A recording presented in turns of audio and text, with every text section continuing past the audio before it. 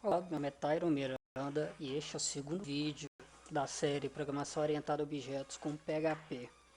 Na aula passada eu dei uma explicação do que são classes e hoje eu irei falar um pouco sobre objetos. Objetos nada mais é do que uma estrutura em memória utilizada para representar um dado do mundo real. E para que a gente consiga criar esse objeto, a gente utiliza uma estrutura chamada classe. Irei criar uma classe aqui, uma classe pessoa. Essa classe aqui, ela vai servir apenas para o nosso exemplo. Vou criar aqui um atributo, nome e e-mail.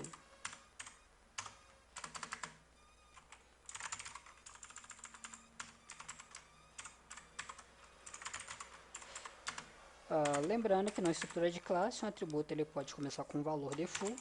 Então, para questões práticas, eu já vou inicializar aqui com um dado aqui,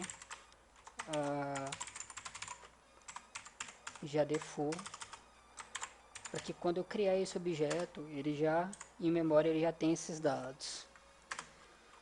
Então, vamos imaginar que eu preciso representar um dado de uma pessoa e esse dado está no meu banco de dados. Então, para eu manipular esses dados, eu preciso fazer isso através de objetos. E, no nosso caso aqui, um objeto pessoa. Então, para criar um objeto, lembrando que esse objeto ele vai existir durante um tempo limitado no programa, durante a execução do programa, depois ele deixa de existir na memória, no caso aqui do PHP. Então, por exemplo, eu vou criar aqui pessoa. E aqui embaixo eu vou exibir o que tem dentro dessa variável. Então, basicamente, eu estou criando um novo objeto pessoa, estou utilizando a classe. Não vou precisar de setar valores para nome e e-mail. Esse objeto ele já vai ser criado com esse valor já preenchido. Estou atribuindo esse objeto a essa variável, então significa que o conteúdo dessa variável vai ser o objeto pessoa em memória. E utilizando a função do PHP printr, eu quero saber o que tem dentro do objeto. E eu irei executar. Nesse exato momento que esse programa executou, esse objeto ele foi criado. Essa função exibiu o conteúdo desse objeto. Observa que aqui ele já mostra aqui os dois atributos nome e e-mail, nome Maria e e-mail maria@gmail.com. Mas agora que esse programa já terminou de ser executado, esse objeto ele não existe mais em memória. Ou seja, eu criei o objeto, trabalhei o que tinha que trabalhar com ele e exibi, dei a saída aqui na informação para a gente poder visualizar. E como a utilidade do objeto acabou, ele deixa de existir da memória.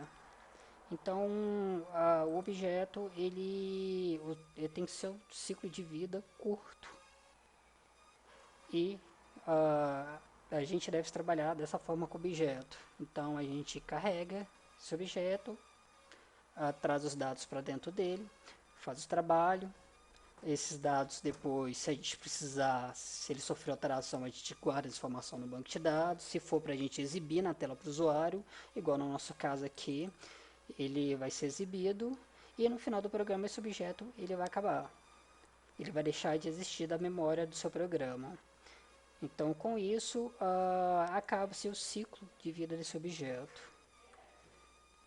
Portanto, a gente termina essa aula aqui hoje. Ela é uma explicação bem básica mesmo sobre o objeto.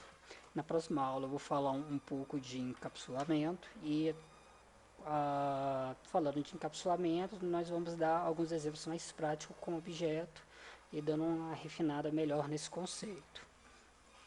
Por hoje é só. Caso tenha gostado, não esqueça de curtir, de compartilhar e até o próximo vídeo.